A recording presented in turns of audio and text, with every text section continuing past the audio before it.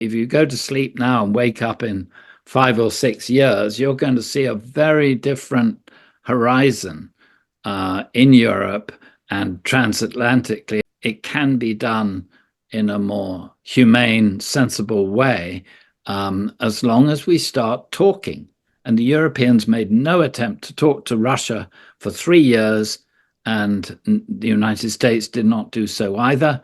Yeah, it's something those of us reared on realpolitik and balance of power and the rest of it found very hard to understand. And Europeans are constantly caught on the back foot because they think United States foreign policy is sort of made like European foreign policy by professional diplomats sitting quietly in a dark room uh, with maps and seeking the most rational means to every end.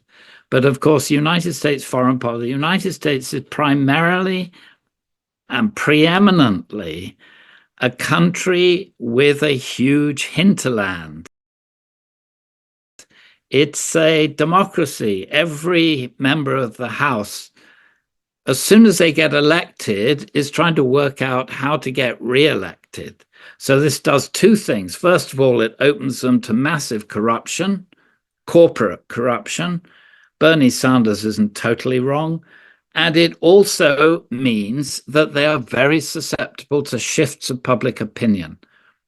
And if there was one man who was sensitive to shifts of public opinion, it was Bill Clinton from Arkansas. I mean, nowhere could be more distant from DC than Arkansas, even if you'd been a couple of years at Oxford and you'd been at Yale Law School or wherever.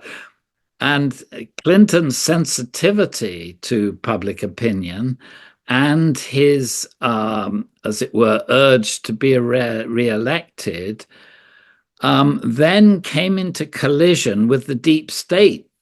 The deep state just got ever deeper during the Cold War, as everybody's finding out looking at the JFK documents. My goodness, the deep state getting undressed on film is what you've got in those JFK documents.